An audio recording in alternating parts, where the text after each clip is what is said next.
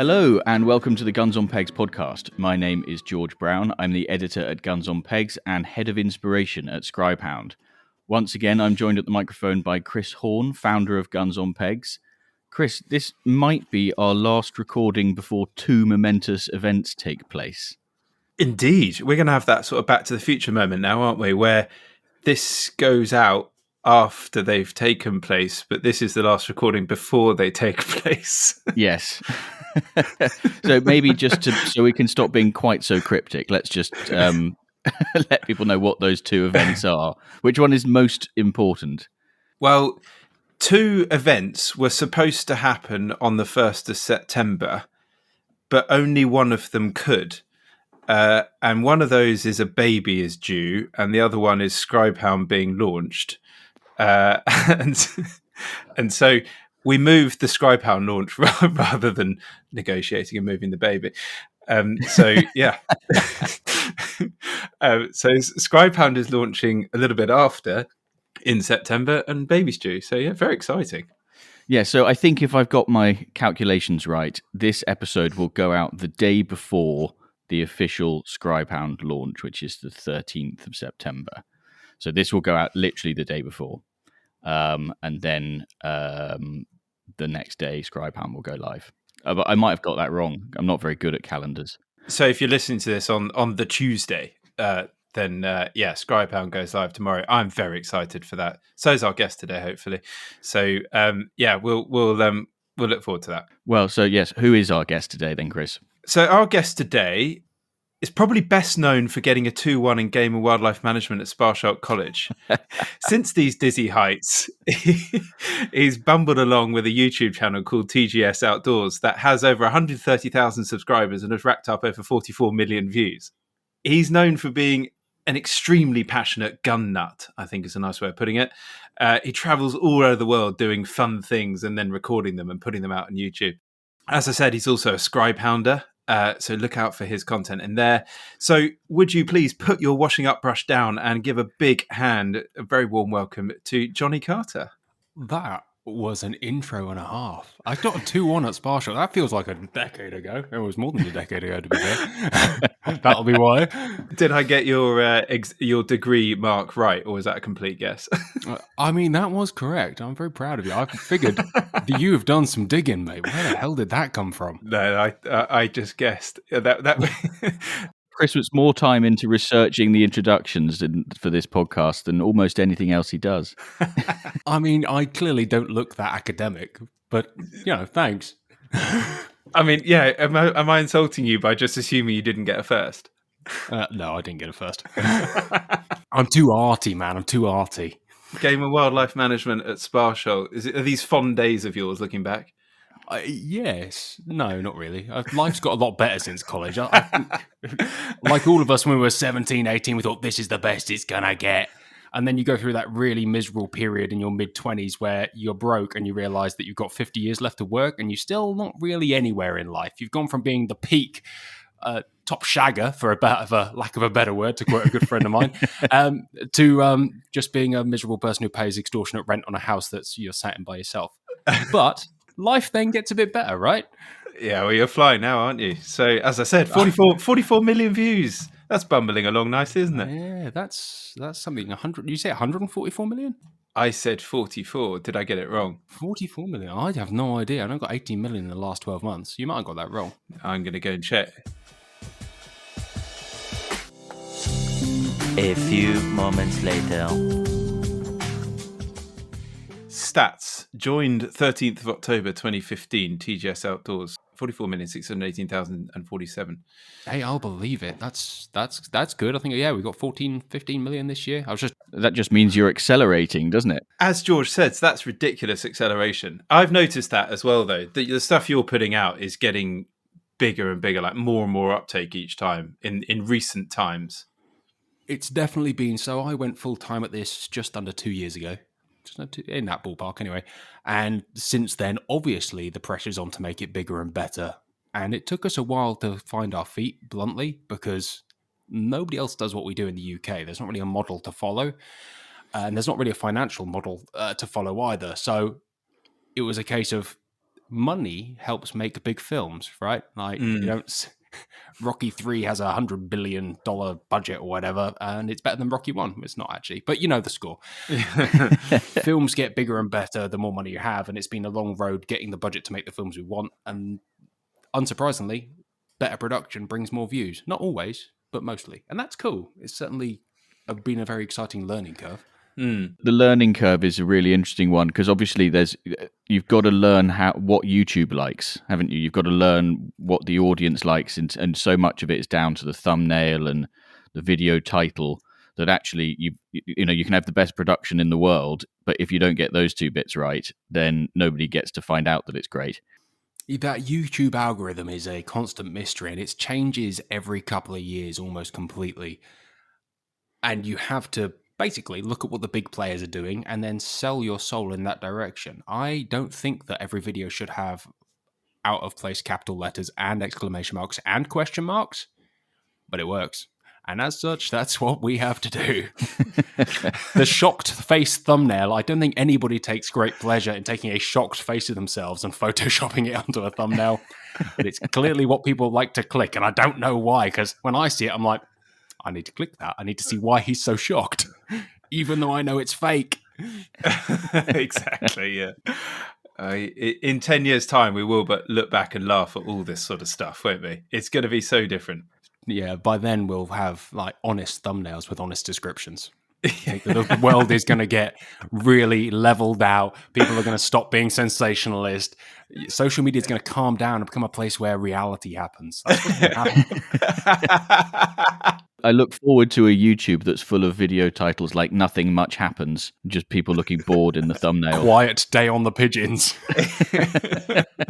I missed loads of pheasants.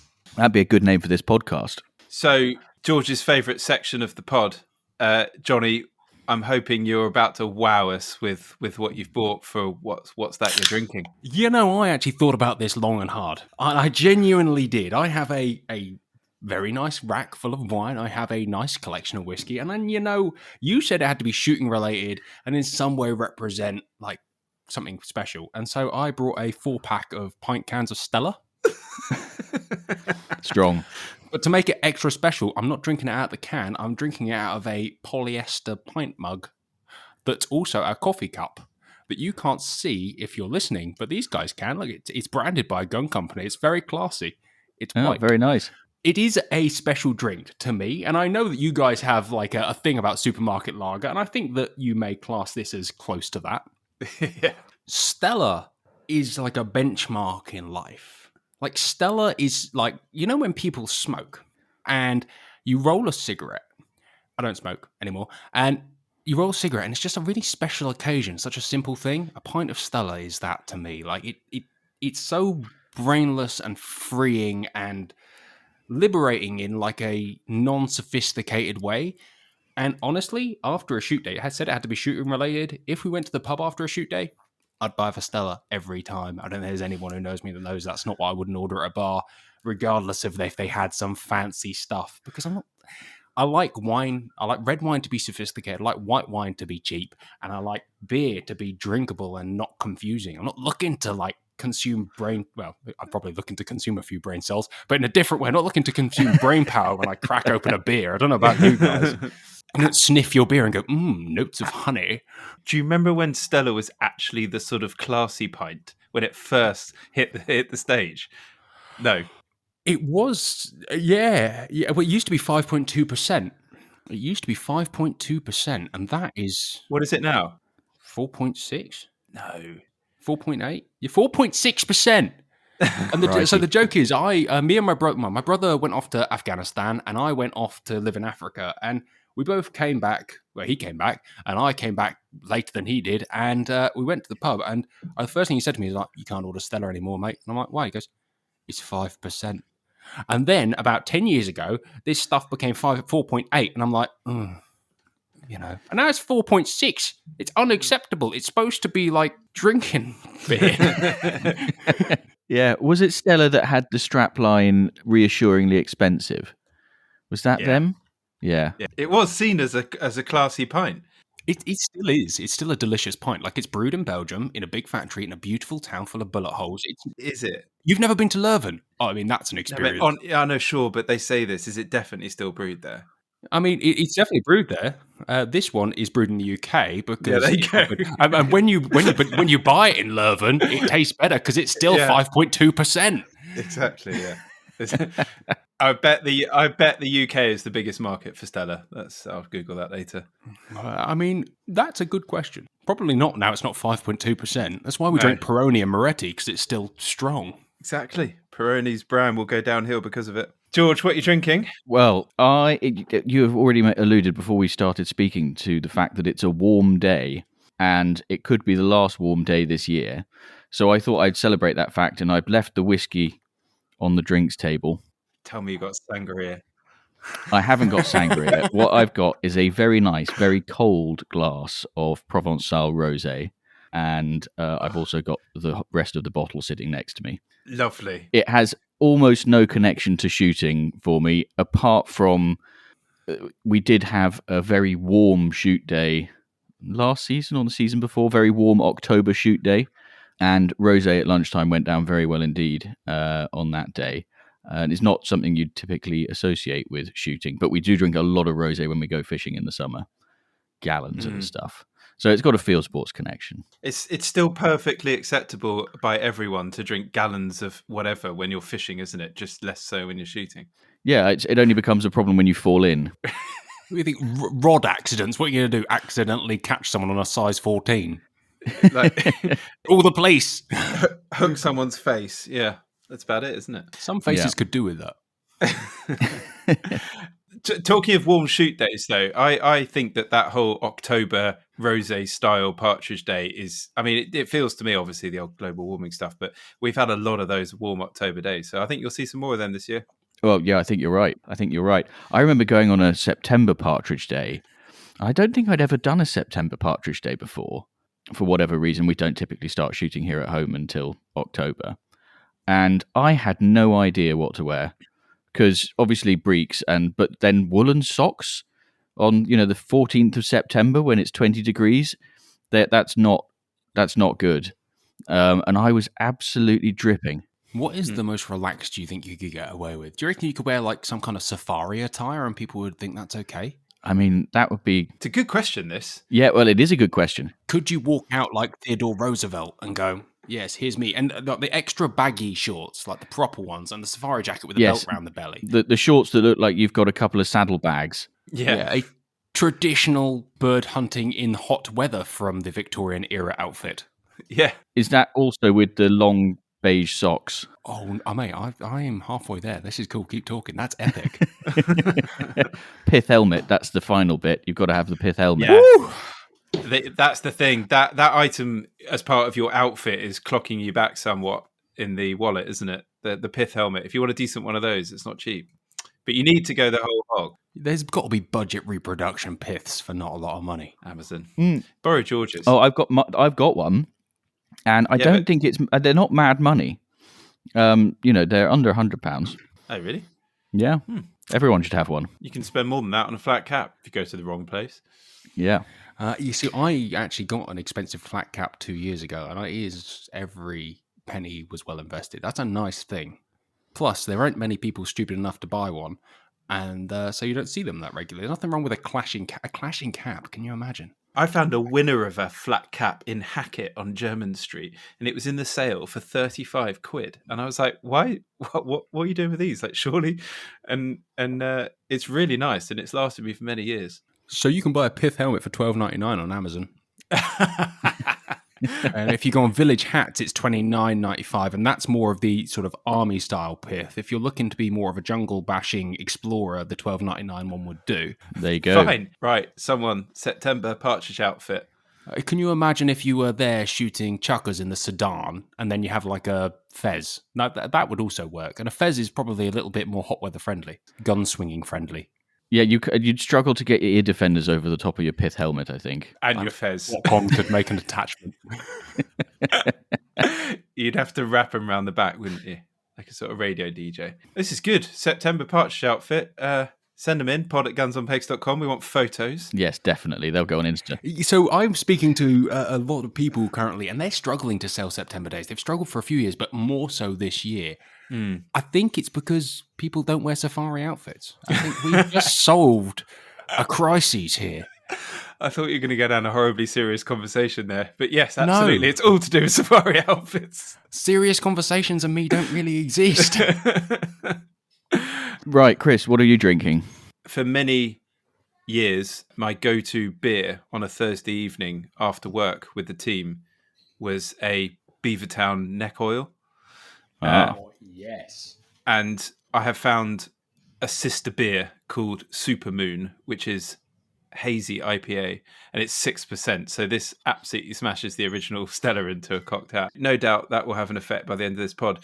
It's quite nice. It's all right. Hazy is the description of the effect it has. Yeah, I think that is exactly. But it is also pretty hazy. But I've also just turned it on the underside and said it says BB 16th of May 23. So it was best before the past. So, hey ho. You are up for an amazing digestive experience tonight, brother. Hey? It also suggests that you bought that quite a long time ago. No, it doesn't. It suggests everything you need to know about my local village. Mate, so I went up the local co-op, and my office is in a beautiful little village on the edge of Southampton. This is as nice as Southampton gets. And the beer fridge was off. So I'm drinking lukewarm Stella. That's the honest truth here. If you guys want to feel better about life. At least it's cold, yeah. So how is your hazy gut rot? It's quite nice. It's definitely better than your Stella. And Doubtful. So it's quite nice. It's got a very, very, very fancy can with it as well. So for that reason alone. That is beautiful. There is something about like that modern alcohol expensive beer in a can movement. The designs are nice. Like you look at a Stella can and it's like a Beretta Silver Pigeon. What you have is the Holland Royal of beer cans. Of cans. You're absolutely right. Have you seen how many these fancy craft breweries are closing though? It's a travesty. It's all Brexit blamed apparently. But see, I think that's an interesting thing. I think it pissed me off quite how many opened up over the last 10 years. That's not the market can't sustain that many fancy cans of beer. Just like gin, I agree. I think there's a lot in that too. Like what it does is, like any boom, what it does is then the quality remains, the cheap remain, and all those in the middle can bugger off, and we can be left with the choice of either a dirt cheap craft beer or a very good one. Yeah. I also feel like the storyline of a lot of those craft breweries, and probably a lot of the craft gin companies as well, is chap gets bored with city job, thinks, what do I like?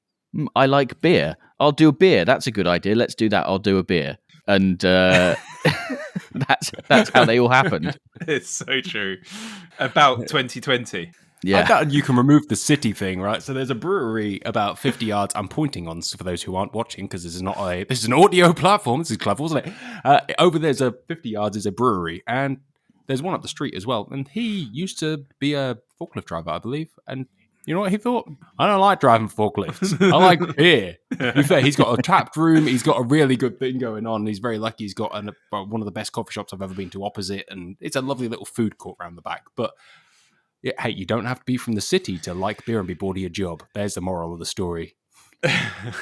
Here's a mid-roll plug for brewing equipment. Are you bored of your job? We'll dig one out. Great. Right. Well, I think we better press on. So what we like to do now, Jonny, now that we've all got something to keep the throat moist, is we turn to our listeners for their correspondence, turn to the post bag. And the first segment is called Whose Bird Is It Anyway? And it's where we ask our listeners to send us their shooting quandaries and queries and dilemmas, and we do our best to help them out. This episode submission comes from somebody who emailed pod@GunsOnPegs, who I have decided to call Clifford, who has written, I'm a regular listener to the podcast, and the subject of how to placate, or dare I say sneak off from one's other half to go shooting, has been an occasional theme within the Whose Bird Is It Anyway segment. I thought it may be of interest to you and others to know how it feels to be on the receiving end of such treatment, being, as I am, married to a very keen shot myself. I knew from the off that my wife was a keen game shot, meeting as we did on a shoot we had both found on Guns on Pegs. It didn't take long for us to have joined a local syndicate and to take pegs or share a peg on some lovely shoots across the country. My wife, a farmer's daughter that she is, has always been an outstanding shot, while I remain passably average. I became suspicious last season when she seemed to have ever more social engagements that mysteriously did not require my attendance, ranging from baby showers, visiting a university friend, to helping her cousin to move house. It would have been all too easy to chalk this up to her having an affair and leave it at that. The mystery was solved, however, when a friend mentioned to me that he'd seen her shooting on a not-too-distant shoot at which he was a picker-up. Oh my I took all this in a humorous goodness. fashion and decided that she is fully entitled to sneak off and have her own personal shooting time. In fact, I was more impressed at how she had gotten away with it for so long, as we share a gun cabinet, and I could very easily have spotted her prized guns gone for the day, or been concerned as to why she'd taken a 20 bore to a baby shower. She still doesn't know that that I know about her rovings. Do I tell her or store this up as credit for when needed for my own alone days? Firstly, if she likes shooting, she may well be a listener of this podcast, and you're scuppered, mate. This is quite some effort. I mean, there's concealing the price of shooting and all that jazz that we hear about a lot. But concealing your whereabouts and lying on numerous days throughout the year is, I mean, seriously strong. I Especially don't- when your other half shoots. Mate, I've got to say it because everyone listening's thinking it. Clifford, mate, you need to either have therapy or maybe, come on, like if you're genuinely lying, if she's lying to you in this degree, that's bad. That's not a healthy relationship. If she's saying like, I'm going to the shops and going out shooting, I mean, who does that? I mean, a therapist. You can have the name of my therapist. Therapy. You need to have therapy for this. This is not good shit. So neither of you two chaps have been economical with the truth about a shooting trip. It's work. Yeah, we're in a tricky position, aren't we? Because we just play the work card and you get away with anything. Look, I don't even want to go, love. Exactly, yeah. Oh, I can't stand this person, and I get this invite every year, and I want to say no, but And yet I still go. Yeah, Clifford. I mean, firstly, I was taking notes during that because my mind isn't particularly strong because I got a 2-1. The fact that you met your wife on a Guns on Pegs day is such a lovely thing, by the way. That was the first thing. I was so like... Yeah, can we go back to this? Guns on Pegs caused a marriage. Yes! See, This is... I think there's a few, aren't there? There are, but I've only ever known of, I think, 3. And- Only? That's Yeah, I mean, 3 marriages. That's pretty cool. It's quite cool, yeah. But this could be the 4th. Nessie is one of the 3, of course, but... this could be a 4th. So Clifford and his now current wife, His first wife. Everyone's biting their tongues. Clifford. the wife he is with at the moment, and yeah, I mean, it's really exciting. Guns on Pegs' first divorce. I reckon we've probably accounted for a lot of divorces. Yeah, let's not rack those up. That would be depressing for all the children. Yeah, You know, we did that April Fools a few years ago. We're starting a dating service. I mean, I was fielding phone calls for days afterwards from people who were like, "So this dating service, how do I sign up?" Guns on beds. Yeah. And then George changed the strap line from "plan the best days of your life" to "plan the best lays of your life." The thing is, that's actually got business legs. That's what everyone said. We were like, no, it doesn't. Yeah. If you look at the business model behind every dating platform ever, they're built on nothing. None of them ever made a penny. It's all this supposed data dream. Yeah, I mean, It feels. I've never really looked into it, but I'm going to believe you on that one. All I'm saying is you could have like more than 4 marriages under your belt at this point. So, first of all, from your notes, he got married on a day he found through Guns on Pegs, Isn't which that is cool. wonderful? That's really nice. That's so sweet. And then she's been a devious little harpy and is going shooting without him. But then that's Which is fine. just but odd. why would you not just be in some way like mask the truth a little bit? I've been invited, but they haven't invited you. Like when you sneak out, you can't be like sneaking out and then lying about where you are. That's a bit odd. So what does he do? Does he Depends what kind of man he is. store it I up? Is my suppose. advice. You really? Yeah. Do you not like a bit of conflict, George? Come on, I can imagine you going and beating your chest, be like, "Love, come on, I've found out." Chris some will tell secrets." you I do like a bit of conflict, but I also like to go into conflict armed. I don't think he's disarmed. He's not going in Quaker style. I've got an idea. So you know how cartridge companies do like branded boxes of cartridges, right? You ring up Game Boy or someone and you say, "Can I have this design on a cartridge box?" And you get like the baby shower ammo. And then you slip loads of these cartridge boxes into her slab of cartridges, and she rocks up on the day, and it's like, oh shit! You know what I do? Take the firing pins out of her gun, and just then wait for her to go. I was just taking my gun out for a casual snap cap session the other day. Yeah, and you go, well, how did you know? It's already dents in the back of the snap cap. Well, it just doesn't look right. I'm like, I don't believe you, love.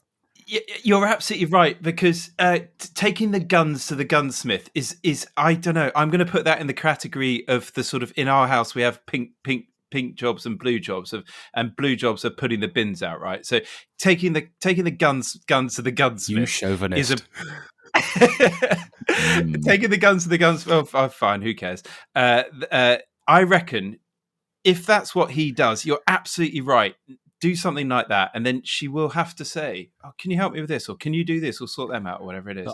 Find out what it is that he's relied upon for, and then leverage. Clifford, I will offer my services to you. If you would like me, I will come out of retirement. I'll pull the firing pins out again. I'll even drive up to your house, providing you're below the M4 and you know, east of the M5 in a regionally acceptable area. I'll take the firing pins out of her gun. I want to see how that plays out. Like, this is better than EastEnders. And if you are in not in those locations that Jonny said, you could just hide the fore end. Ooh. No, but you wanted to get there. Thing is, you wanted to get there. You wanted to get there and think she's having a great day out. And then... Yeah, but if she's effing and blinding around the house at 8 a.m. in the morning going, "Where's the fore end of my gun?" then that's also quite funny. Yeah, but I think that I would take way more joy in knowing that she was at a baby shower and not enjoying herself than I would her having a paddy first thing in the morning. Because to be fair, my other half may well listen to this, so I'm not going to say what I was about to say. There are some women, not mine, who might be unhappy in the morning sometime, and nobody wants their day to start like that. You know, you can get guns with shot counters built into the stock. The Beretta pod system, wasn't it? Yeah, Beretta and Purdy got one as well. Oh, really? In something. That's cool. Yeah. I think it's in the trigger plate. In the Sporter. Anyway, yeah, that's what he also needs. In one of those inserted into the stock, and then he can just grab that out one day. Well, that's a bit like looking through your other half's phone, innit? You don't want to be relying on technology. You want her to just have a shitty day where the gun doesn't go bang. Until she's honest and goes, because I don't know, Clifford, do you mind your wife going out shooting without you? Is that the problem here? Or is it the fact she's being devious? If you both shoot, the other one going out without you, it's quite a sad moment, isn't it? That's like a hobby you do share. Like, that's really odd. Awkwardly, me and my other half used to shoot until we had kids, and now we don't shoot together really at all. So you're making me feel really bad now. You're making me feel worse than Clifford's wife should feel. That's children. Sad. Right, any more advice for Clifford other than go and visit a counsellor, therapist? That's your first suggestion, isn't it, Jonny? Well, I was going to say, I think the only other bit of advice I've got to add is don't take any of the advice that we've given you previously. I think it might make it worse. Clifford, I mean, don't get divorced over this, Clifford. I'm sorry, Clifford. I know like the name process is random, but Clifford is... You've been watching a bit of Clifford the Big Red Dog recently, or just... It's not random at all. George thinks about them all. Go, George. What is this one from? Yeah, so Clifford is the husband of Lady Chatterley, as in Lady Chatterley's lover. Well done. So that's the husband of Lady Chatterley. So presumably Lord Chatterley. And that suddenly... Mate, you are a clever guy. You look clever. You sound clever. But that is pretty clever, because... Clifford and the real Clifford and the book Clifford, they both need to see a therapist. We really need to know how this one ends up, though, please, Clifford. Unless it's sad, in which case keep it to yourself. I'd like to hear from Mrs. Clifford as well. Yeah, Mrs. Clifford, if you are listening and you know this is you, Oh. or if you aren't sure it's you, but it could be you, message in as well. God, Mrs. Clifford! Let's invite Mrs. Clifford out on a Guns on Pegs shoot day without him, and then confront her in a Jeremy Kyle way. They'll be like, Mrs. Clifford, this is a prank. Your husband's in the bush watching. We've done the test. You nasty. This isn't a baby shower. You've absolutely worked out that this guy's clearly big on YouTube, isn't he? He knows it. Like views. Like, can you imagine? Yeah. Yeah, exactly. Wife caught on shoot day. Before we make it any worse, I think we need to move on. Sorry. So we haven't got a forgotten drive this time around. We're recording a bit closer together than normal because of the baby thing. So instead, I've got just a nice piece of correspondence that we've had in the last few weeks. And it comes from across the pond, from America, from somebody whose real name is Tristan. And Tristan wrote, "Dear George and Chris, while I'm a Yankee and the lion's share of the content discussed on your podcast is not terribly applicable to our way of shooting, I've greatly enjoyed the banter and learning about the British style of shooting, as well as the similarities and differences between our misunderstood conservation efforts. Now to the point. On a long car ride back from a fishing expedition this morning, I was listening to your new episode from the Game Fair, and in the interview, the discussion turned to alternative forms of sport. While ferreting mice with bumblebees and walked-up moths do sound like a diverting way of filling the off-season, it struck me that they too could be a great entry point for those not already involved in country sports. My fiancée grew up in the city, scared of insects and rodents, and with the closest thing to the country being a round of golf, while she's supportive of my time spent with our dog in the field, she has grown to enjoy grouse and woodcock on the plate. I've always thought it might be nice once or twice a season for her to join in. Listening to your podcast gave me the brilliant idea of killing two birds with one stone. I've decided to empower her to no longer shrink away from invading insects, but to turn our apartment into a safari expedition with the bug assault, in the hopes of freeing us both from her fear while introducing her to the joys of game on the wing. I've floated the idea to her and she seems surprisingly enthusiastic. So I've ordered the equipment and will keep you posted on my success with the hopes that this technique can be shared by others. Good lad. Jonny, have you had a go with one of these bug assault things? So I was, yes, and they are epic fun. So I was at the Barbary Pro 1 Challenge, which is my favourite clay competition of the year. It's fun. For those of us who aren't particularly, not competitive, but talented, most clay competitions aren't enjoyable experiences. You pay a load of money and don't really enjoy the thing. The Pro One's totally different. It's a big community feel. I love the guys up at Barbary anyway, but it's just a real good thing. And Craig, their Gunroom manager, has just started selling bug assaults. And he's sold a heap of them, apparently, because guess what everyone wants to do? Shoot at home. and shooting stuff that you just do not care about is quite fun. Yeah, well, it's like, why does everyone love shooting rats? Because there's no morality to it. Just go for it. Who cares? But he then, I believe on the Saturday, when I was there on Friday, he was there shooting with his bug assault, hunting round the Barbary clubhouse. And then on the Saturday, I believe Richard Folds bought some donuts. And Richard Folds put some donuts on a table, and Craig sat there decoying wasps with his bug assault. And at that point, I knew I had to have one, because suddenly I could spend hours totally consumed trying to hunt. It is a proper hunt. Right, 50 quid a bug assault, or a 3.0 you can get, is that an imitation? 27 quid on eBay. I mean, do you think that there's room here for a Guns on Peg / Scribehound branded bug assault collab? Oh, come on. Oh, absolutely. Oh, yeah. I want a grade 5 walnut hydro dipped bug assault. With a Holland & Holland engraving sticker on it. Yeah. Exactly. Yeah, I'd give you 60 quid for it. Why not? I think you're on something. Well, I was wondering, do you think it'd be a good way of coaching kids before they're old enough for a proper shotgun to numb them to the when kill? They're sort of 5, you go, yeah, no, to teach them about lead and keeping the barrels moving. I think it could be good. I mean, I reckon shooting a wasp has got to be a lot harder than any form of game. Depends how many how patient you are, what your pattern of donuts looks like. Thing is, you need to work with the wind, so the wasp comes around the wind, and you need to create a pattern of donuts so the wasp lands on the right donuts. So you can get the good shot. Yeah, I'm not talking about it in the sort of pigeon decoying sense where you shoot them when they're nearly on the floor. Like I'm talking a full, like a crossing wasp. You think that shooting a crossing wasp with some salt? I mean, you want to get under some better pheasants, brother. Like that's insane. You can't be there thinking, look, shooting a wasp is easier than a pheasant, unless you're shooting 410 worthy pheasants over hedgerows in Sussex or something. Come on. So I've got a huge wasp nest right above me at the moment, and they're coming out of the eaves here. So I'm going to buy one of these tonight, and I will sit out there when it arrives. You can have a red letter day on wasps.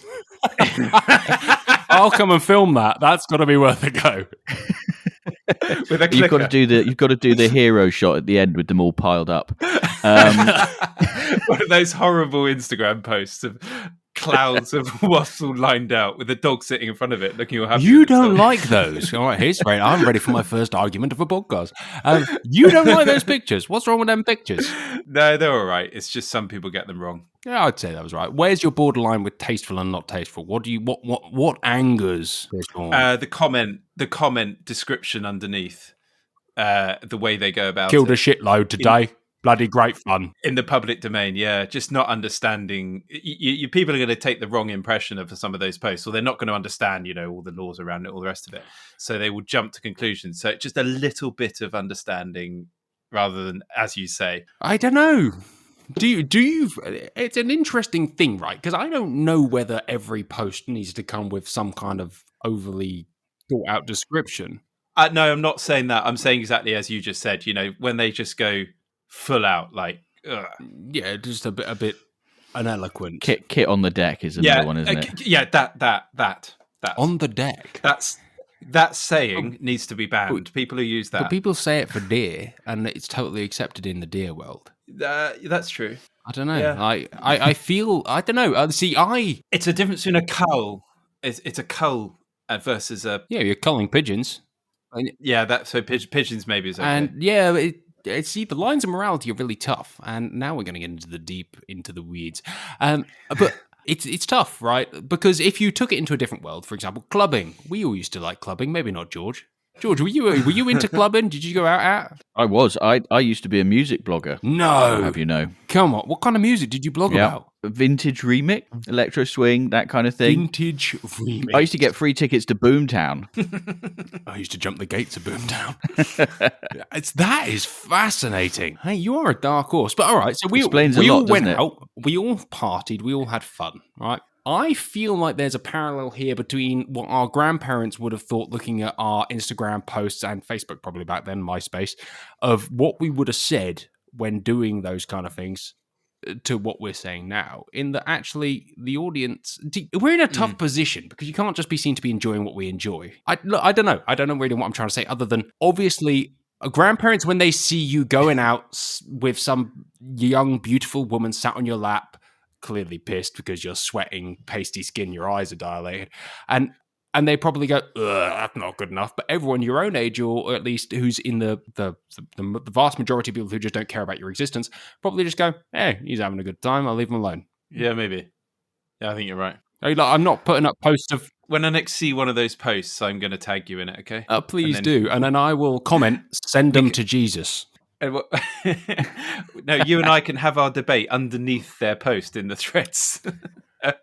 In the grand scheme of all the things in the world, I know people get really unhappy about people using social media and doing it in an uneloquent way, but there is a lot of uneloquent people in the world, and they shouldn't just be allowed to enjoy their shit? Like that's a thing. That's a really tough question because look, both of you are very intelligent, very well-spoken men, and both of you can write very well, and both of you can speak very well. But you know what? There's a lot of people who can't, and that's okay too.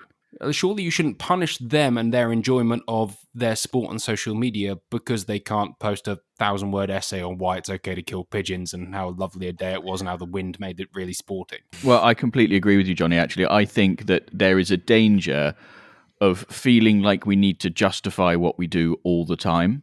And I do think that it's absolutely fine to every now and again just say, actually, I just love this stuff and that's okay, without having to feel the need to go, oh, and by the way, conservation, that's my excuse. I mean, the word conservation needs to get in the bin for the most part when people post anything. It's such an overused thing that it almost devalues the word in itself, and that in itself, that's sad. That's sad. But we're not going to. I'm going to shut up and get back in my box. But let's move on with more fun. Talk about more fun things. George, come on. Well, Chris is about to put the cat amongst some more pigeons. I think this has come up earlier, and I suggested to Jonny that he was getting all serious on us. And anyway, this is an unpopular opinion that comes from someone George has called Cassandra, who writes, game shooting is too expensive.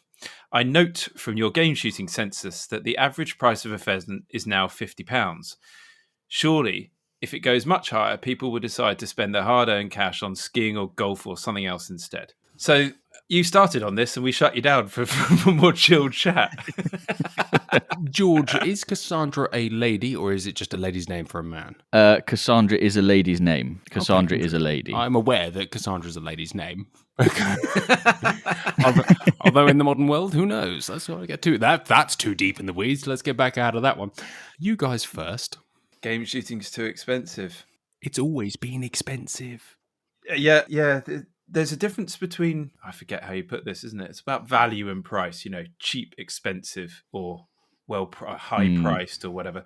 George, just on, before we give too much opinion, on the stats, you know a lot more about this because you've been doing some analysis. What do the stats say about people's appetite for price? Well, I can't really speak to appetite for price. What I can say is that the price increase over the last 10 years or so is above inflation. So you can't just say that it's just a natural progression of things. And there's been a notable spike in price in the last 2 or 3 years for quite well documented reasons, which are around, the availability of poults last year, the price of feed, that kind of thing, which has caused the cost of running a shoot to go up. Anecdotally, I mean, what would you say about, how the traffic on Guns on Pegs, for example, has been this year? I mean, that's actually strong. It's that's not so much of an issue. It was impacted by bird flu a lot when people literally didn't know where they stood. But price hasn't really affected traffic on Guns on Pegs. It does affect the number of people sending inquiries. So you get the same number of people looking, but less number of purchasing or converting. I think I read somewhere something you wrote about the proportion of people happy to pay over. You're absolutely price. Right. I write such a lot of things, I forget what they are, and I think I wrote that earlier this week. So yes, what's happened is that the proportion of people who are prepared to pay the average price has dropped versus 10 years ago. So that means that effectively less than half the people are prepared to pay the average price, which suggests to me that it is that people's estimation of the value of shooting is out of whack with the price of shooting by a bit, not by very much, but by a bit. And I guess this is market economics, right? Supply and demand, and at that £50 price, the demand is lower than it would be if it was, say, £45 or £40. And 50 is the average, so there's a huge number of shoots above that, and there are some silly prices. So this comes back to then something you just alluded to, which is about the costs of running a shoot. The real concern, without this getting too serious and deep, the big concern is that shooting is not a profitable activity. Our opponents just do not understand this. They just think there's profit all over the place and all these rich people making all this money. They assume this all the time. And that is simply not the case. There is not profit in running a game shoot by and large. Yes, some make a profit, but so few. And so for the price to come down, a lot has got to happen. Jonny? Bollocks. You reckon? Are you telling me? I'm a touch on the spectrum, and numbers, I like numbers. It really doesn't take much to run numbers, does it? You know what they're selling the bird for. You know what they're selling. You know what they're paying beaters. You know what they're paying pickers up. You know pretty much what they're paying a keeper. more or less, because they advertise that fact. More importantly, you can, certainly those in our sector can just make a quick phone call. You'll soon find out whether that keeper's on a mega package or just an average one or a low one. Are you telling me that some of these shoots are genuinely feigning? And this is the part of the problem, right? Is when I went to Spa Shop and got my 2-1, keepers were paid nothing. Yeah. Commercial shooting was starting to take off, and certainly by that point, what was that, 2006? It was a serious affair at that point. And I remember my work experience went down to North Malton. That was a serious shoot, still is. And I remember on the first drive, a guy going to me, "You'll see more birds here, boy, than you've ever seen at your shoot." And I've come from come from a small shoot, like I'm in any way posh. My old man was a dairyman on an estate that had a shoot, and I was lucky enough to be involved in that in some small way. And, I think they released 6,000 a year, and it's weird that we don't talk about numbers, but, and you get out to North Malton where they're in the 6-figure mark, I would have thought. That's, you telling me that if they're selling those, back then for good money, now for big money, that they're not making a profit? Come on. So as I said, there are a few shoots that make a profit. More than a few, come on, admit it. There's a good number of shoots that are commercially viable. They are. Okay, so there's only 11% of shoots are even set up to run a profit. Of that, I think... and then there was 50% of them that run so that the owner can shoot for free. Yeah, and syndicates and that kind of thing. There's a bit of that too. Yeah, of course. But I mean, so another part of a business that I'm involved in, I spend my year looking through shoot budgets, helping structure shoots, and I can tell you that only this year, only 2 shoots I've looked at are genuinely making a profit. How? It, honestly, costs are out of control. And when you say cost, what, like sporting rights? Because sporting rights are ridiculously expensive. They didn't used to be. They are now. So that's the big change. So back in the day, a lot of shooting would occur on owned land. Now it's, by and large, all the big shoots are leased. You rarely ever see a big shoot on owned land, like versus leased. Well, any intelligent landowner would look at it and go, "Look, I can get a very clear X pounds per acre for nothing." Because I don't care whether they succeed or not. And hopefully, if they're a good and moral person, they will help them succeed at every single corner, because you want your tenants to be long term. But yes, yeah. So rent, and then the big 3: feed, labour, and the actual birds in the first place. And basically, between those 4, there's kind of not a lot else. What do keepers get paid on average now? A lot more than they did. I don't have a figure. It's obviously it's not fantastic pay. There's aspect. It depends, really. Again, the spectrum is still massive. Yeah. The spectrum is still massive. There are still people working for nothing. Sure. I mean, there's a lot of really bad paid jobs out there, but with some of the bigger shoots, there's some quite nice perks. Obviously all the bills and the house. I mean, anyone who owns a house will understand that having a free house is. I mean, it's not a free house, and a friend of mine, a good friend of mine, put it quite well. He goes, "I can't take it with me, and as such, I wouldn't live here. I wouldn't live here if I had the choice. Although it's a lovely house and all this kind of thing, living in a house in the country and working 24 hours because you are on call 24 hours has a price." But it's still a free house. And I don't know about where you guys live, but rent in Southampton for a 3-bed semi, a crap one, is £1,600. £1,600 a month. That's a lot of money. And now you look at again, I'm in the south, and so that's not a fair sort of thing. And if you look at someone in the arse end of Cumbria and the house is worth £300 a month, £400 a month, that's a different question. But around here, if you've got a 4-bed house detached in the countryside, you can't look at it like it's worth 30, 40, 50 grand a year. But it is. It's a nice life. No, you can't. It's definitely the quality of life increase. It has huge value. Pounds in your pocket is not the same as reality value. Sorry, I'll shut up. Well, I'm just thinking you're going to get a lot of hate from keepers on social when this goes out. I'm very good friend. I know. My best friend is a gamekeeper. Many of my friends are gamekeepers, and I don't begrudge them, mate. I know how hard that job is, and I want them to succeed. I love people succeeding. It's a very un-British thing to want to see people rich and happy and successful, and I want to see all of them succeed. And I want them all to be on more money, and I want them all this. But the package as a whole, free car, free house, you're not living the set. And it's hard because most of these people left college and went straight into that life, that they don't then see that life outside of that, although it's not like better, but it's not worse. It's just totally different. Gamekeeping is a lifestyle. And it's not a bad lifestyle, is it? Well, no, I haven't been a keeper. I couldn't really comment. At times it looks amazing, but then other times you think, gosh, thank goodness I'm sat behind my desk.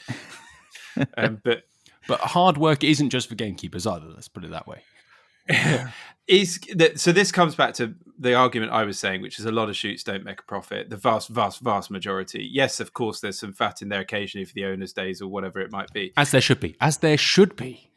Obviously. But it's honestly not that exciting. If you think, or if you're thinking, I go and run a shoot, I could turn a bit of a nice income or whatever. Honestly, think again. Think again. It's not happening. And especially at the moment. So with the price increase, it's becoming a lot harder, obviously, to sell the days because less people are inclined to spend that amount of money. And then you've got the whole sort of bag size debate versus, making the whole thing work on economies of scale and all that. So, yeah. I think the really key point here is about the opportunity cost, right? So that's how you, as a human being, that's how you assess value. So I've got whatever it is for my shooting budget each year, and if I'm going to get comparatively less for my shooting budget this year compared to last, then you start thinking, okay, well, where is the point where that ceases to be a good decision? And you think, well, actually, I'd rather spend that money, as Cassandra says, on skiing or golf, because I know that I'll get better value for money than I will shooting. And, you can get a pretty decent week skiing holiday for the price of a few days out shooting. So, it's when those two lines cross on the graph that you have a problem. And the question is, have we hit that point? No, we haven't. And the reason being, you've got to look back to why shooting has become so popular in the first place. Shooting is a day. Skiing is not a day. It's a huge amount of admin. Accepting a shooting invite is something that is just such a lovely thing to receive. It has the ability to get the busiest of people away from their desk to get out for that day. You can get together a group of mates with a shooting invite like nothing else in the world can pull together a group of mates. So your value point is, what's the value of getting together your group of mates? And shooting versus so many other things, like a box at Twickenham, I don't know, come up like things on that sort of scale. Those are the only things that compete with shooting, I feel, and for that day out from a value point of view. So I think what will happen is that, yes, game shooting is expensive, but people will just do slightly less, or the days will just come back. I mean, bag size is already coming down this year. The day out will become the thing, and the talk about bag will become less prevalent because it's so tricky to discuss and to pay for, really. Interesting. Very interesting. And I think, it's definitely the case that people will look at, say, the cost of a driven day and think, well, I'll do a walked up day instead, or something along those lines. There's plenty of ways to get shooting That's not £50 a bird. And you still get your mates. Well, but I mean, walked up day will probably still be 50 quid a bird, but you're only shooting a few, so you don't look at it like that. Yeah. So I just did some quick fag packet maths. If you held 20 days a season, 2,200 bird days a season, your costs for the year, if there's no ground rent, granted, is about 240 grand to host those days, to do everything. That's cover crops, feed, birds, wages, trucks, all that kind of stuff. And it is 3-minute math, so I do apologise. And your income at £50 a bird would be 200k. So granted, you wouldn't make any money at that, but most commercial shoots are doing more than 20. Is that fair to say? Yeah. I don't know. But I mean, 20 is still semi-commercial, isn't it? Like that. Let's assume it's not nothing. At 20, you've got a couple of two or 3 days for the owners or whoever that is. If you're not talking about ground rent, you then got, let's say you've got a syndicate in there, and then you're probably selling 5 days. So that's still quite a concern. It's always good to challenge these things, isn't it? And challenging still calls for £1 million a turnover, I reckon. No doubt. And I think you could probably throw a few bits in there. Like it's not massively profitable, but it's not profitable given that 50 is the average. Yeah. Okay, I've got we're moving on too much. But I've got the budget of a shoot in front of me, exactly like you say, and I'm looking at it now. There is absolutely nothing in there that makes you think, why do we do this? Like even this one, the owner's days are being ripped out because it just doesn't stack up. So charge more per bird. Like it's his basic commerce, isn't it? But they can't because of this person's comment. Game shooting is too expensive. So this particular shoot I'm looking at here is in that exact problem. It's basic business. You have to learn to, well, you either pay your staff less, or you have less frills, less new trucks, less new gear. You put in there are ways. All right, let's move back. Yes, game shooting's expensive, but it's always been a sport for the super rich. That's what it was originally, and that's what draws a lot of people to it. Let's be blunt that it's not. Your average person never thinks about spending £800 on a single day. Well, of their now life. that is a very interesting true. way of looking at it, and it's possible that shooting has been underpriced for quite a long time. For a while. Well, I think a lot of people, certainly in my younger life, it was a few days they sold a few days to supplement the income, and they never really thought about it from a business perspective, right? And so you could buy a bird for £24, and that's okay. I mean, and clearly that was the time. It was the time to be alive, but also, I don't know. There you go. I'm gonna make weird noises, but it is the sport of the rich, and you can do it for cheap still. You don't need to go and shoot a 200 bird day. That's as simple as that. If the birds are £65 a bird, that's fair. I think that's totally fair looking at this business model, because that's what it would need to be for the owner to make a thing. I probably am not in a position to shoot more than one day like that a year. However, you know what I take great joy in? Going and shooting two birds for a full day of walking with a friend, or even half a day of walking with a friend, and that's fine. And that's what I think will happen, and it will move that way, and I think we will be okay with it. It's just a change, and people at the end of the day go, well, why am I having to change, or what's going on? And that's why we're having this conversation. I think that's fine. You take your joy from your dog or your gun or the exercise, or you know what, when you have 4 shots a day, you know what you remember?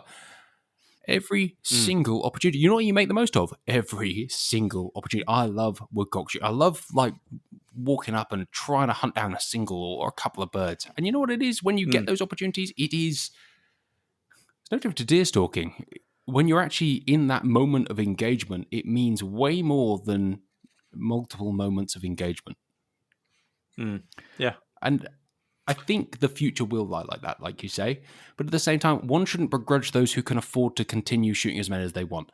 I don't own a Ferrari. I don't care if someone owns a Ferrari. I'm happy for the person who owns a Ferrari. I want to own a Ferrari. Who doesn't want to own a Ferrari? Yeah, you're absolutely right, and I think what the real key point, and we say this a lot on the podcast, but actually, the number of birds shot doesn't actually impact the enjoyment of the day. The diminishing returns on shooting pheasants is you shoot one and it's great. You shoot two, that's also great, but the second one isn't as great as the first. And when you get to 200 on a day, then that law of diminishing returns is really starting to kick in. And is a 300 bird day 50% more enjoyable than a 200 bird day?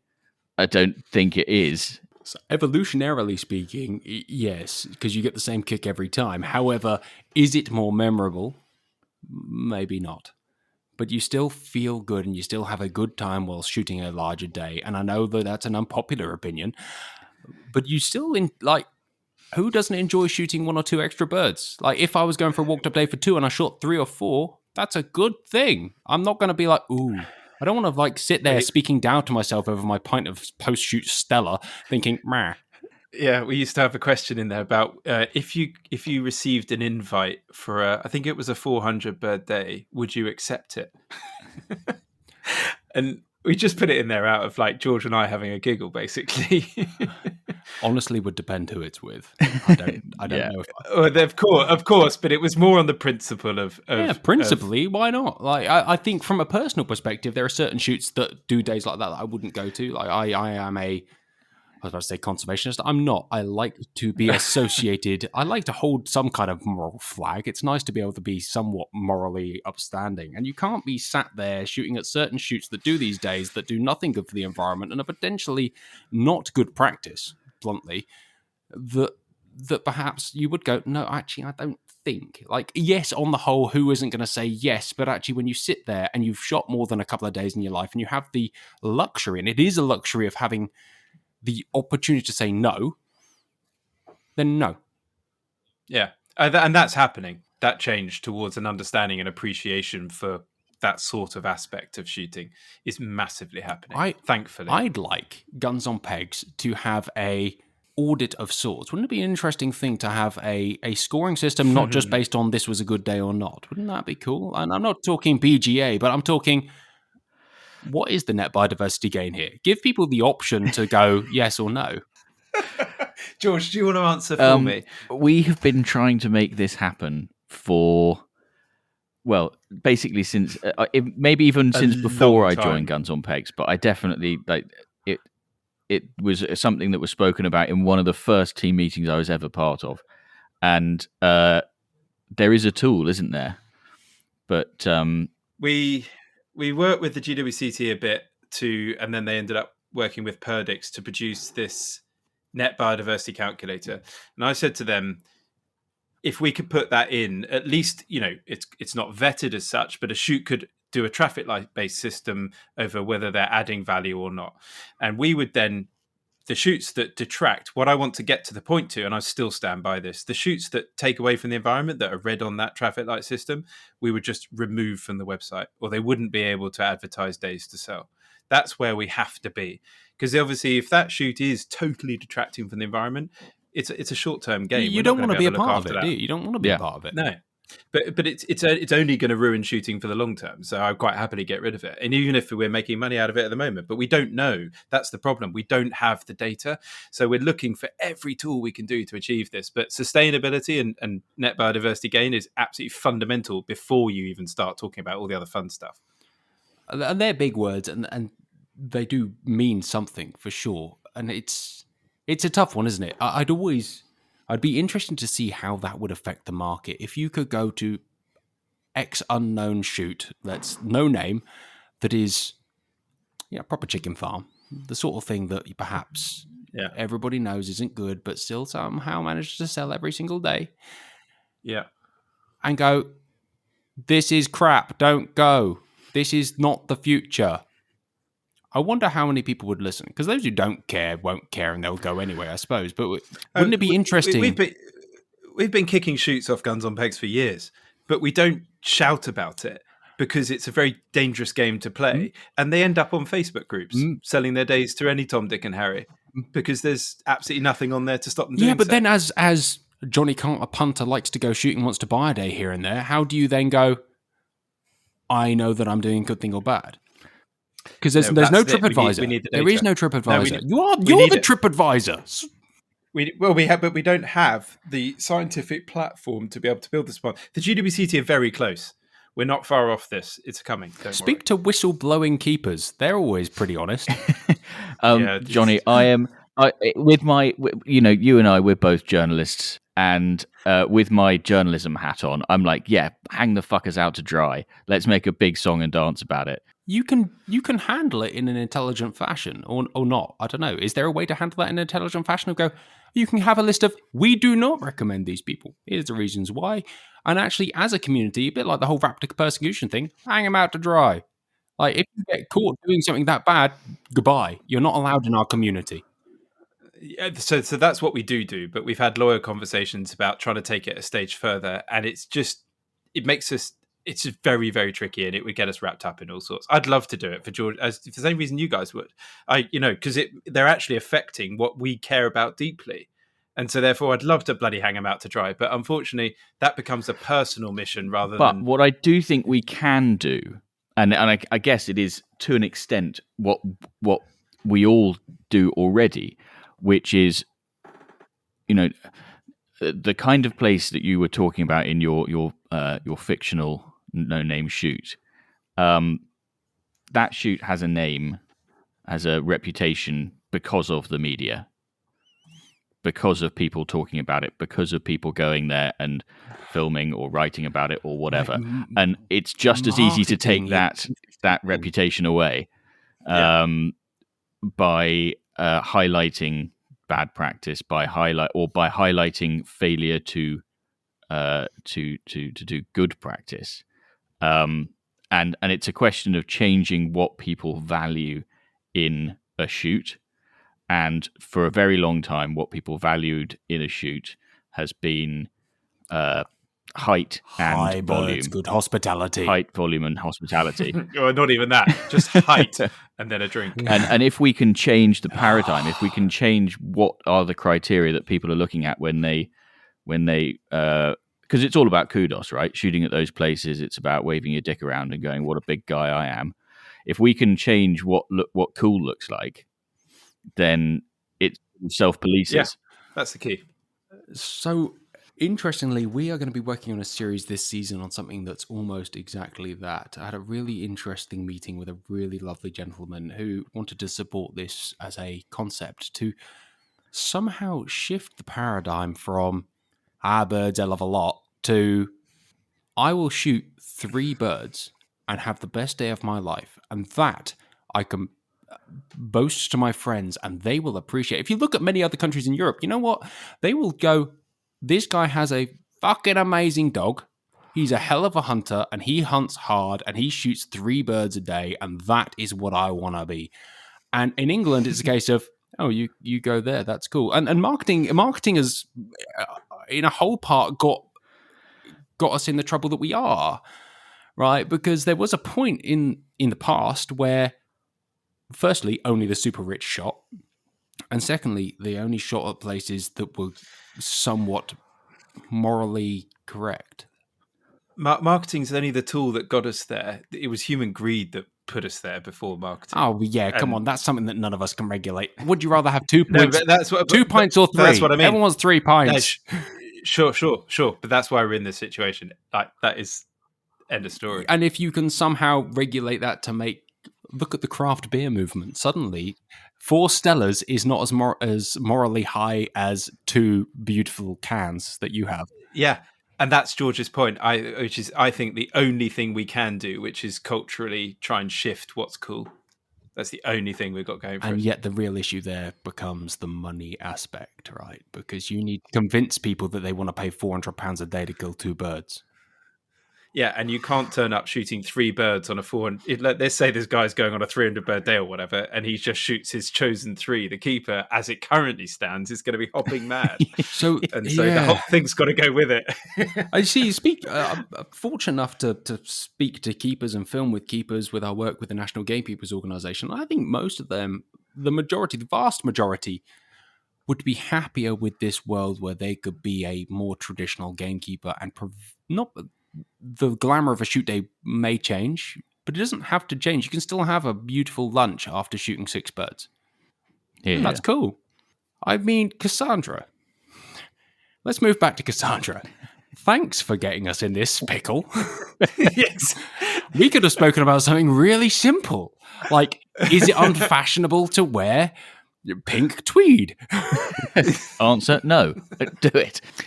Yeah, I mean, Cassandra has opened a serious can of worms, and actually, for the first time ever in the history of this podcast, we should have called her Pandora, shouldn't you? Well, okay. Do you want to know who Cassandra was? Please, go on. She was a Trojan priestess, who was dedicated to the god Apollo, and he fated her to utter true prophecies that would never be believed. You are a clever man. No, you really are. That's very nice. That is These days though, you don't know whether AI is stacking up for people. Are you accusing George of using ChatGPT to choose names? That is a resignation type accusation. I'm not having that. I knew that. Man's never read a book, blood. I knew he'd hate that so much. I had to say it. Anyway, nice choice of name, George. Going back to Cassandra, the appetite for price will change. Every market shifts. That's just the way it is, right? Stella used to be reasonably priced. It's now £7 for 4-pint cans. Used to be £1 a pint in a can, or even at Wetherspoons. You know what? You can choose to drink Chateau Moussard, or you can choose to drink Stella, and both are fantastic. And they still get together with your mates having a laugh, which is the point. That is exactly where I was going. And as we've said before, the end result is the same. It's obviously, from an outside perspective, be that through your peer group in real life or your peer group on the internet, it takes a brave man to break the mold. right? And all of us, and I think we, here's an openness and honesty moment, we all work in this industry and we can't entirely afford to upset people. And it is an upsetting statement to say what we've said. And to come out in a more public platform than, let's say, this, if we were all to go out and said what we've just said in a vast statement on Facebook, Instagram, something that's publicly shareable, not that this podcast's not, but someone will have had to have listened to an hour of us twittering and going on and laughing like children. So it's like hidden almost. It is. This is a little bit like deep. But if you were to say this in a public platform, I can guarantee you there are 2 or 3 very big, powerful names who would come out in hatred of you. I know for a fact that the only reason we're going to make this series this season is because I've spoken to our sponsors about various things, and most of them seem pretty happy with that as a future, providing we do it in a tasteful fashion. And if you guys were to come out across your various ITAP platforms and say this, there will be objection. And you can't, I mean, you can shift no culture quickly, right? That's also true. You can't be going out and being like, all right, we're not doing this anymore. Of course, but people already hate, people already get angry when I say, I think we should be moving to steel. There's lots of people that don't agree with that. So but fine. It's a funny old world, isn't it? Can we please not open the sounding steel silly versus lead thing? We haven't got time. No, definitely not. No, we're absolutely not. We're absolutely not going there. George, my numbers, man. What is the average age of a game shooter according to your census? 61 this year. I mean, I know some 61-year-olds. You know what? They're not as liberal as 31-year-olds. Yeah. And you know what? They won't suffer the fate that they make for the 31-year-olds. Yeah. There is some beauty in young liberalism, and I know that there is going to be perhaps objection to that. But, we're here. I mean, I was clearly not invited on here to have this serious conversation. I do apologize. But I care about what I can do for the future, and I care deeply about what my son gets to do in the future. And daughters, I care what they get to do. But my son's the oldest, and, as such, it's my priority. I do hope my wife doesn't listen to this. I'm going to be in more trouble for that than anything else I've said. But genuinely, if we carry on as we are, and I've had this conversation with some relatively high up people in organizations who aren't allowed to have these opinions. If we carry on as we are, that's not a good thing. We need to change somehow, because if you don't have social license, there's a buzzword, you ain't got nothing. I'm pleased that social license is now a buzzword, because it is everything. It is, right? Because I'm fortunate enough to be able to post pictures as I do, and people know vaguely who I am. And if not, they've got an entire back catalogue of who I am and my opinions, and that's cool. But look, I don't know. But what I do know is it's the pub test. Here you go, the pub test. If you walked into not your local pub, let's go to any pub in the world, and someone says, what have you been doing today wearing tweed? And I'm not talking about going out in North Yorkshire or the Chalk Valley or somewhere where this is religion. I'm talking about going out in downtown Guildford and a bit of a crap pub on a football night, all right? So people like me are there. Normal fucking people are there, sat there, drinking. Is there any way that you could sell them the concept of what you've been doing today? And that goes for anything. It doesn't have to be just shooting. It could be anything that you do. It requires... It's the motorway services test. Are you comfortable going into the motorway services in your tweed? I mean, yeah, but motorway services is a melting pot of society. You want to be able to go to a normal person who isn't part of our society and go a normal pub in Guildford. Yeah, you're paying £10 a pint. A normal pub in Swindon. There you go. You're going to a normal pub in Swindon in your stab-proof vest, and are you going to be able to go, yeah, I fucked up 40 birds today, son? And they'll go, that sounds cool. No, they're not. No one in the world is going to go, that's acceptable. But if you said, I shot this many, I went out with my friends, we worked my dog, and everybody can get behind. The reason that deer stalking is so popular as a thing, and it's a hugely growing sport, and it's so easy to sell to anyone, is people, firstly, they say that venison is a delicious meat, which it is. It's very easy to cook. It's very relatable. Everyone likes a venison sausage. They like a venison burger. Venison's a great meat. but they also have been told by the media that that's an acceptable thing. And secondly, they get man versus beast, hard work, and perhaps there is a element of the pomp that I know that you guys enjoy as much as I do. I love getting dressed up in my tweed. I love drinking a bit of port and having a great time. Maybe there's an element of that it's okay that most people find that unpalatable, and I'm not against changing some of that to be more palatable for the world, for the future of what we do. Or is that dumb? I don't think it is dumb. I think you're absolutely right. It's about social license, and it's about, and you're right about the hard work element of deer stalking. And I think there is it's very easy to frame driven shooting in particular as a bunch of fat old plutocrats in tweed blasting pheasants out of the sky. And we know that the reality of most shooting isn't that, but it's a very easy picture to paint. The reality of shooting is mostly that. Surely the reality of shooting is mostly that. Come on, it is. No, it's not. No, I don't. Are you saying the reality of shooting isn't? I mean, not fat. Mostly, it's not most old. Yeah, I wasn't talking about size and waist size. Old Tory blokes shooting pheasants. Come on. Okay, that's slightly simplified. It was slightly more extreme the way that George put it. Right. Old fat plutocrats. I'm saying the reality is probably a lot more the other way than most would think. The data tells us that anyway. I've got a new question for next year's census, though, which is, what is your waist size? Are you a fat old plutocrat, yay or nay? Yes or no? Waist size, who did you vote for at the last election, and something else? Well, I mean, guys, we could really talk about this till the cows come home, but I think let's move on. I think we've got to wrap up, really. We had a load of other stuff that we were going to talk to you about. We'll just have to get you on. I've got one question for Jonny, which we need to do.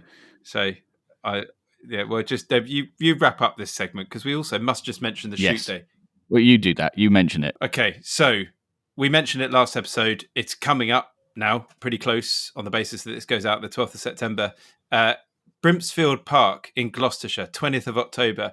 £500 a gun. We've done it for the cheapest way we could do it, Jonny. 20 pegs, sharing, loading for one another. Basically getting a really good crowd of podcast listeners together. You have to be a member of the Most Noble Order of the Garter, so you have to have had your correspondence read out. There are a lot of you in that category now since we started. It's on a first come, first served basis. And obviously, if you're not, and you really, really want to come, you'll be at the back of the queue, but message us anyway, because we're not sure about exactly how many. We've only just mentioned this, so how many will come in. But give us a nice sort of reason as to why you deserve a pair of garters as well. That'd be fun. So massive shout out to Ben Hughes, who runs Brimpsfield Park Shoot, for helping to organise this, and Jake Wolf for organising. So really looking forward to this day. Going to be a mega get together like we did for the first time round last year, whenever it was. That is an epic thing. Well done. That's good stuff. And the good news is, Jonny, that by dint of being a guest on the podcast, you are now a member of the Most Noble Order of the Garters, as are Clifford, Tristan, Cassandra, all new members of the Most Noble Order of the Garters, and will all shortly be in receipt of a set of the highly coveted Guns on Pegs podcast shooting sock garters. If you have got a shooting confession, quandary, or query that you would like us and our guests to help you with, if you've got an unpopular opinion that you'd like to share with us and have us debate at length, or if you have a forgotten drive that you want to tell us about, drop us an email to pod@gunsonpegs.com. So that's really good, because we've only got 4 sets of garters left in the current batch, and I've just had an email from Garter Production HQ that say that they've discontinued the violet yarn that is in our garish garters, but they've replaced it with a lavender, so we're okay. Oh, the travesty. Talk about second-class citizenship. That is a first world problem. Well, Jonny, you are going to have the last set of the violet and pink and oatmeal garters that we have And the next people will have lavender. As a long-time listener, I am genuinely... I never thought I'd make it. I thought about writing in many times, but most of my opinions are unpopular and I didn't want to write them in. I thought that would be maybe a step too far. But luckily, I've got to field a few of them myself in person. Thank you. I'm genuinely honoured. I will wear them with pride. Right. We got Desert Island Shooting in just a moment, but I want one question, bit of a quiz. Caveat, first question. I think you did something on this on YouTube recently. Are side-by-sides more popular now than they were 10 years ago? Yes or no? Yes. Correct. A man who knows, George. Yeah, yes, no doubt whatsoever. We're lucky enough to work, certainly from our stats, and working with Holtz Auctioneers, fantastic gun auctioneers, and sponsor of TGS. They are, their figures are through the roof. They used to be sort of 20% retail, 80% trade. More people are buying them than ever before. And luckily, I see guns as a global thing. Our American brothers are doing a fantastic job with actually pushing us in that direction. They're bolstering the market and actually causing us to be not concerned, but mildly excited about owning a side-by-side because the prices are going up. And prices going up is good for a market, including pheasants. I'm just leaving that one there. I'm not even going to respond. Just quiet. Tumbleweed. Right. Second question. George. Okay, so Jonny, you are a renowned expert in shotguns. Can you name the 5 most popular gun brands, what people are using for their game guns? Not what people want, what they're actually using. In order. A spare garter, if you get it in order. Oh, wow, and a spare garter is actually massively good. How many single garters do you guys own? I have a drawer full of the bastards. Exactly as many as single socks. Actually, you can have the test of the violet garter that I get a single garter in the post tomorrow. I get a lot of trouble at home for wearing odd socks. It's not something that ever bothered me wearing matching socks. So wearing slightly odd garters will bring me more joy than you could ever imagine. All right, so here goes. I mean, Beretta's got to be the number one. I would be shocked if it wasn't. I would say that the census is wrong. Okay, correct. Number 2, got to be Browning. They're always second fiddle to Beretta on most things. Not by far, but they are. And it's regionally specific shotguns, of course, like very regionally specific gun sales. But Browning's got to be number 2.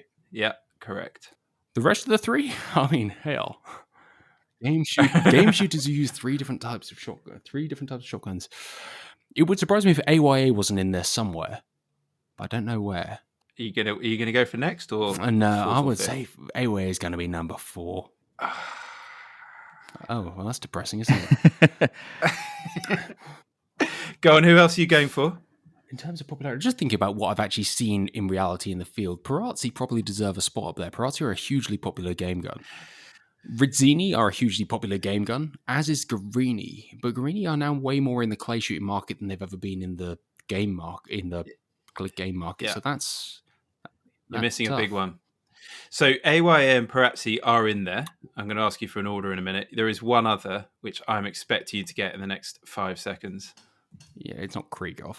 Krieghoff ain't that popular, surely. No, you're going to kick yourself now. I'm going to kick myself. Go. Maruku. Oh, they're a Browning. Maruku. It's a Browning. It's a bloody Browning. It's made in the same factory, for goodness sake. You can't be classing them as different.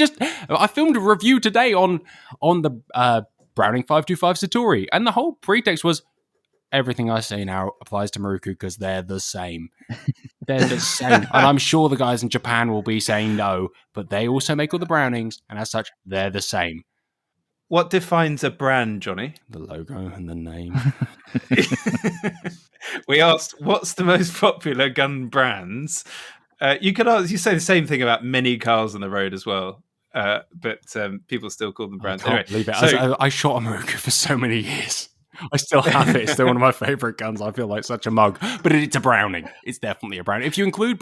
Here's an interesting question from the statisticians. Maruku and Browning together, do they then beat Beretta? No, nowhere. So, George, right, go. so we got Beretta on 30%, Browning on 16%. Wow. AYA in third place on rounding up to 8%. Maruku on 5% and Parazzi on 2%. I mean, I'm happy enough. Other than that Maruku thing, what an idiot! I should have got that one pretty quick. So just quickly, my maths, this is off the top of my head. I think the market share Browning, Away, Maruku and Parazzi put together equals Beretta. Not quite. Wow. But yeah, close enough. Basically. Yes, quite. Yeah, basically. I was lucky enough to go to the Beretta factory last year and this year for 2 separate things. That video will probably be out by the time this podcast is out. If you haven't watched it, check it out. I mean, those boys and girls and people, they're Beretta. Oh, wow. I mean, I was always a bit of a Beretta skeptic, right? I didn't want to be that guy. They're just vanilla. Everyone owns one, including some of my best friends. But there is no... What an amazing brand. They deserve 30%. So, Desert Island shooting, one last day. Where would it be? Who would you have with you? And what gun would you take? So you said the laws of physics don't apply, and so I'm going to say that I'd take 6 people with me, but they'd have the personality of about 24. I love the intimacy of small groups. I think that's something that I thrive in way more than big groups. I don't particularly enjoy large social gatherings. I find them quite difficult. But so let's say there's 6 people, but I can then invite 24 for, because actually I have way more than 6 friends. They can swap in and out. Yeah, but that would be sad because I wouldn't want them to miss out. So I would like some kind of weird blending thing to go on, some splicing. So I'd have 24 people blended into 6. And we'd probably, and I really struggle with this, by the way. I've listened to your podcast for years now, and I've thought about this at length. I don't think it would be a particularly gluttonous day. Me and my 6 friends, my friends with multiple personality disorders, we'd go out and shoot some quail in the morning. That is some of the most fun I've ever had. We go shoot walked up quail, and we change the dog handler as regularly as humanly possible, because watching those dogs work is something that, if you've never experienced, is above and beyond the enjoyment of driven game shooting for me. Like the amount of things going on kept you so engaged throughout a morning. And the beauty of quail shooting is you can do it in like a morning, which is quite cool. I'd then magically be back in the UK, and I'd go and shoot a drive called Yelcombe Hill down in Dorset. It's a big rough banking, 2 walking guns, 4 standing guns. There's 7 of us, so there's a spare somewhere. And the 2 walking guns walk with the beaters, and you'd shoot a handful of woodcock, a handful of pheasants, a couple of partridge, and then I'd go to the pub. For a good session. And a good few hours of talking shite. And I would enjoy that endlessly more, I think. Because obviously, I think everyone's mind must glow to, I want to shoot this drive and this shoot and so on and so forth. And actually, I think that a good mixture of friends and a handful of birds, and I genuinely think this is worth more than anything else. Couldn't agree more. Absolutely. Yep. Agree. But what I love is the pub chat is going to be great, because the variation you've had in there is quite fun. This is it. And you've got every aspect to talk about, whether it was the fact you slipped down the hill at the end or the dogs at the beginning and how different they were. And there's just endless facets to that you can really indulge in, rather than, did you see that bird I killed? Who cares? Like, no one cares. So you missed the final bit of the question. Which gun are you going to have? The same gun for all of this? I hate you. Money's no object. That question wasn't in the email. A Cosme 28 gauge. Wowzers. A break open, bespoke, handmade 28 gauge shotgun. That's also semi-automatic and 7-shot. So I'd have to have it legally restricted to 2+1 for this to be a reality. But you also said the laws of physics and the laws of man don't apply. It's fine. That will be it. Like, it is. I was lucky enough to shoot a 410 one at some chucker in Italy, and that set me on fire. But a 410's a bit wanky. Like, it's not got enough power. I want more power. And a 28 gauge, 23, 24 gram cartridge, boom, job done. It's quite a lot for a 28 bore, isn't it? You can get ounce loads from Winchester that are violent. But a 23 gram whole high pheasant, 3-inch, obviously. Oh, so you can get 3-inch. No, 2 3/4. You can get 3-inch tungsten beasts from Federal. I've never shot them. I don't really wish to, but that would do me. Nice. 23 grams of 5. Very good. It's just, I'm a simple man. A few Stellas, maybe 5 or 6, and a chauffeur. I think we can stretch to that. Thanks, mate. before we wrap up, and you may have covered this before, but if you have like in any way changed your minds, what are your desert island shootings? Like that would be fascinating. You guys have heard dozens of desert islands. I need George to send me an email. Give me time to prep, Jonny. So no, you can't have that. And the gun. Yeah, what is it? The gun. We have been asked before. We were asked at one of our live ones that we've done. And my answer then, and I think it probably is the same now, is I'd like to go and shoot partridges in Spain. Classic partridge, Spanish partridge style, fast and furious rather than them trying to do English-style partridges. There is, big lunch, of course. Yeah, exactly. Big lunch in the field, bit of Rioja, that kind of thing. But we had George Ponsonby on, who runs this amazing sounding grey partridge shoot, and if a day on grey partridge, which I've never had the opportunity to do, I think I'd with all your mates. That would be like great to shoot grey partridges here on the farm at home. Would be, yeah, that would be amazing. How many grey partridge would make you happy? 1, 2? No, you want all your mates to have some shooting. If we had a day of the same size as we do at home at the minute, which is anything between 35 and 70, and have a day like that here on the farm would be amazing. Yeah, I would love that. Would you be happy with a brace? I'd be very happy with a brace. I stick with my earlier comment. I wouldn't be, because a lot of them wouldn't have seen anything. Your mates wouldn't have had any shooting. And I mean, I'm talking each. A brace each. Come on, a brace each. Oh. Yeah, come on. Yeah, a brace each. Yeah, probably. A brace. No, you want everyone to come home with the feeling of success. Yeah, that's the key. Nobody wants to come home empty-handed. It's not a bad hunt if that's the case, but it's a much nicer one if everyone feels success. I mean, if you had no grey partridge on your farm, and then you had a day when you had all your mates, and they each shot a brace, I think more than happy. I think there's words that don't even describe how happy you'd be. So yeah, very happy with that. And that is it for you as well, mate. Yeah. No. Oh, you were asking what mine was. I think I answered West Coast of Scotland because I love the trip element. I love a bit of travel, a bit of getting away from home, feeling like you're far removed, complete change of pace, change of atmosphere, scenery, all the rest of it. To be honest, that could apply really anywhere. But I think staying in the UK and West Coast of Scotland is in the UK, which is good. Yeah, as in rather than going to Spain, like George was saying. I didn't need checking that the West Coast of Scotland was in the Currently. UK. They haven't left us yet. True. This is true. And yeah, good group of mates. But then the key for me is the multiple nights. So a rough day, some flighting, a bit of a driven day, that the multiple nights, so you can have multiples of your Stella sessions with your friends. That's the key for me. I remember your answer now. I don't remember George's, and I do apologise, George. That's all right. I'm unmemorable in many ways. You only remember mine because it's just more drink, and that's what you wanted. ChatGPT remembers you all the time because you're such a keen user. Exactly.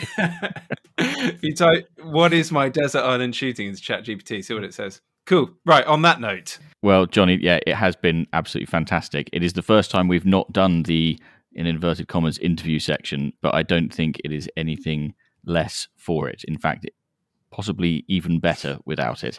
It's been fantastic. Thank you so much for joining us. Mate, it's been my honour to be a part of this and to get to discuss some deep stuff with you guys in a public forum. That's cool. Thank you for joining us, Jonny. Great fun. Right, as per usual, there is one final reminder that you can get your hands on a pair of the very exclusive Guns on Pegs podcast shooting sock garters by sending us your shooting dilemmas for us to resolve, or by sending us your unpopular opinions or sharing your forgotten drives. Drop us an email to pod@gunsonpegs.com, and if we read it out in the next episode, we will send you some garters. If you have already got your garters, don't forget that our shoot day is taking place on the 20th of October. If you'd like to be there, again, drop us an email to pod@gunsonpegs.com. We will be back in a couple of weeks' time. It might be Chris, it might not, depends on the baby. But until then, thanks very much for listening, and goodbye.